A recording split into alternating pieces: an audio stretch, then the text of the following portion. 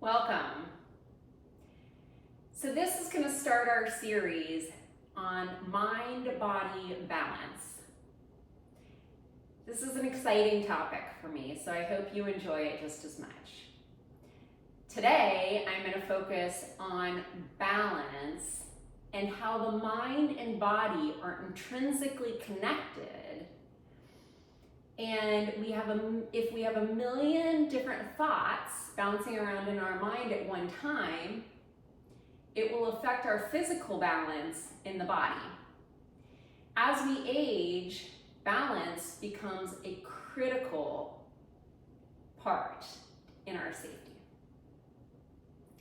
So I'm going to kind of break it down and explain it in simple terms, and then talk about how we can quiet those busy thoughts bouncing around each day.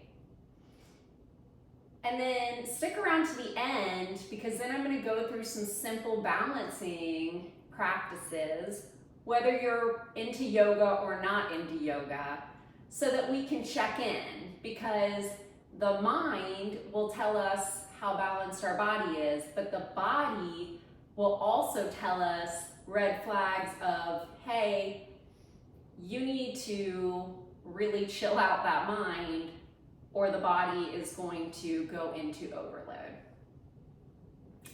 And what happens is, if we stay, so when the body is when the mind, is dysregulated, we go into fight, flight, or freeze. And that's when we stay in the sympathetic nervous system for too long. When we're in that state, the body is in a hyper state of vigilance. So we get out of balance. When we're in a parasympathetic nervous system, the body's in a state of rest and digest. In that sympathetic nervous system, when we're in fight, flight, or freeze, the body can't regulate. The body can't digest food. We often get irritable bowel syndrome. We get other health issues, and we're out of balance, literally and physically. But one of the main red flags is when we're literally off balance and wobbly. Okay, so that's what I'm going to point out today. Our cells throughout our body observe our thoughts and physically respond to those thoughts, okay? The body's constantly listening.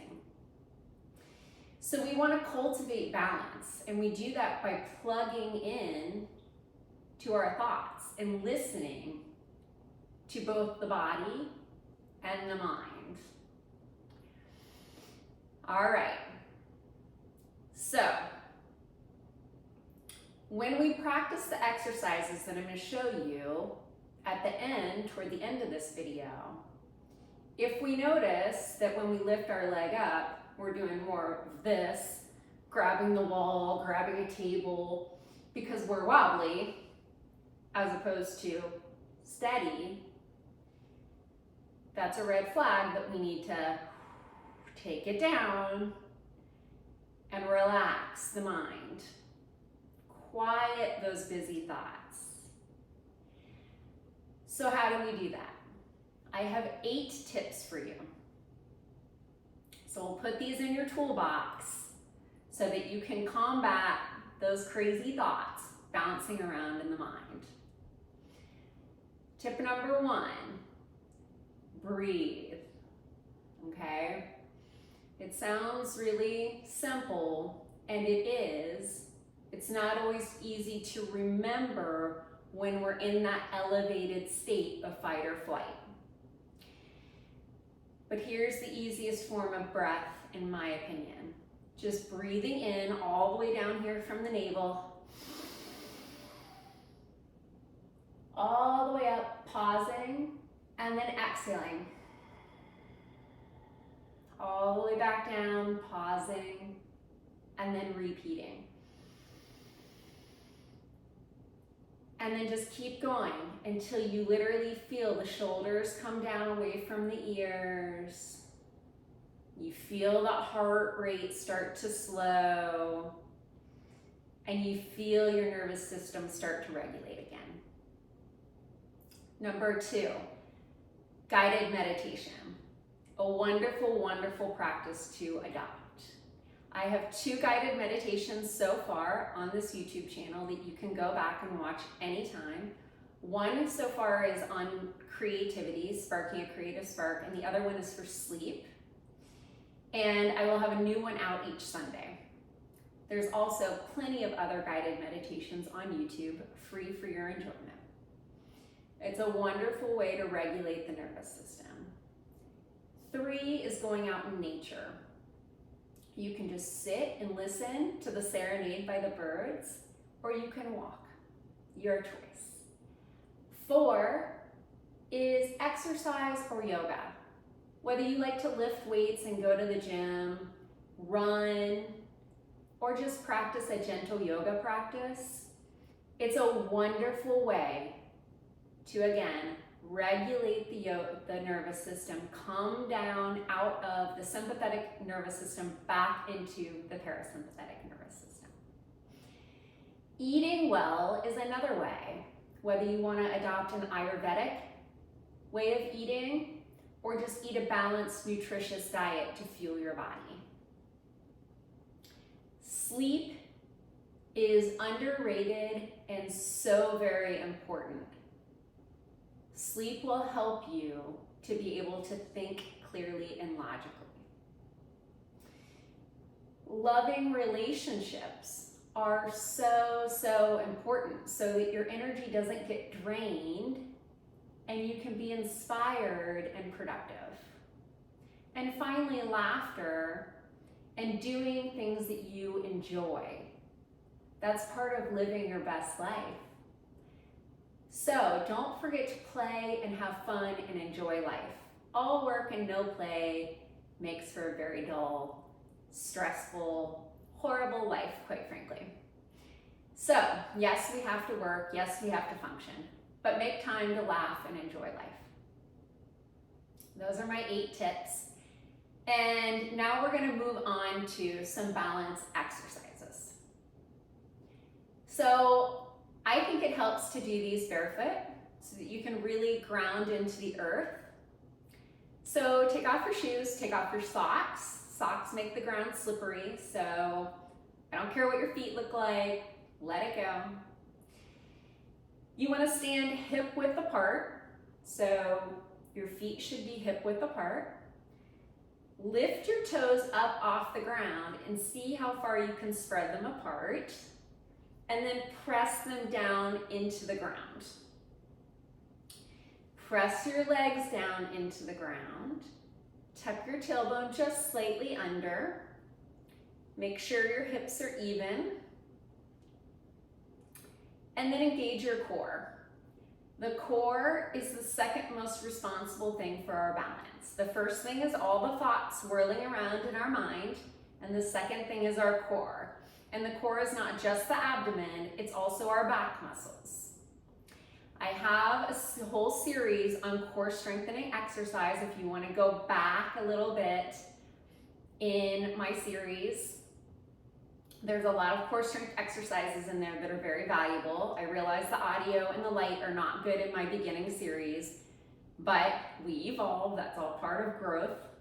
So to engage your core muscles for the balance exercises, you want to lift up from the navel, like you're taking a picture and we want to look really good in a picture, right? So suck in, this is a relaxed state, Buddha belly. So suck it in and draw in from the sides as well. So we're nice and engaged. Our muscles are engaged, the glutes are engaged, we're drawing in isometrically and we're pressing down into the earth. So all of our muscles are now engaged. Whew, feeling it already. Now, we're drawing up the energy toward the crown of the head, so we're standing nice and tall. And now, we're just gonna press into this left leg, lean to that left. And again, if you wanna stand next to a wall so you can hold on, beautiful, no problem. And we're just gonna lift that right leg up. That's all there is to it. And lower it back down. Come back to center. See what you notice. Now we're going to repeat it. And again, you can even have a chair in front of you for stability, okay? This is a no judgment zone. Wherever you are today in your practice is where you should be. And as a reminder, each time you practice this, it's going to feel different based on how much you have going through your mind. Okay, the world is a chaotic place right now, and we need to be gentle with ourselves. Okay? This is all a practice of awareness, and it's okay. So now we're going to press into that left leg, lean to the left, raise that right leg up, just a little bit off the ground, and now lower it, don't touch the ground. Raise it up, and lower, lift, and lower. One more time, might start to get a little wobbly, lift, and lower all the way back down, come back to center. Great job. Now, whatever we do on one side, we want to repeat on the other side so we remain balanced. So press into that right leg. Okay, lean to the right. Raise the left leg. Lower it, not all the way down. Raise. Lower. Keep breathing, keep your core engaged. Raise. Lower. Beautiful, you're doing great. Raise. And come back to center. Beautiful job.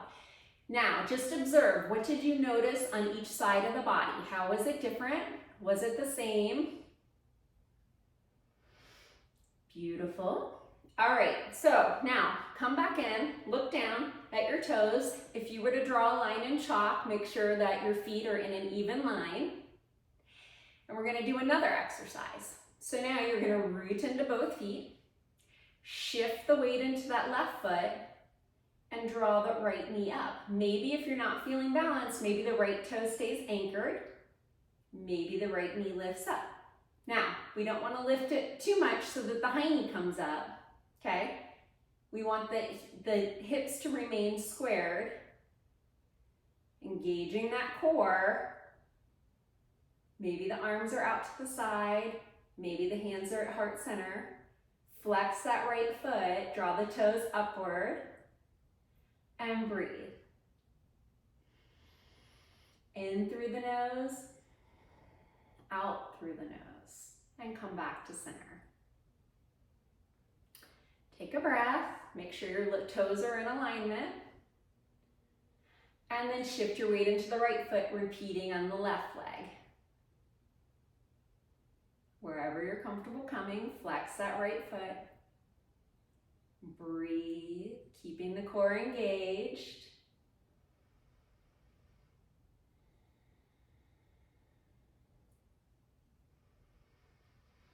And exhaling, return to center. Shake out the legs. You are doing great. All right, so the third and final balance exercise for today is we're going to come into a yoga tree pose. So there's 3 variations I'm going to introduce this today. One is keeping the right foot grounded, anchored to the earth. So you're going to keep the big toe on the earth. And if this is as far as you want to go, that's fine. Again, pressing in isometrically, keeping the hips anchored and centered. If you want to take it one step further, take the right foot to the left shin. If you want to take it all the way, bring that right foot to the left thigh. Again, we don't want the left hip to splay out. Push that back in so that we're remaining drawn up, we're remaining long and centered, and isometrically working those muscles. Okay, if you want to challenge yourself, again, feel free to close your eyes, but don't be surprised if that's a big challenge. Okay, come back to center, shake it out.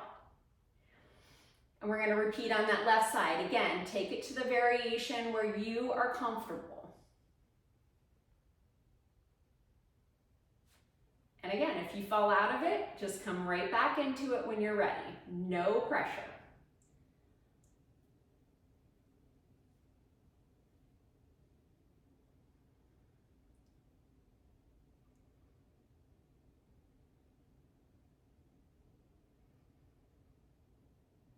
Beautiful.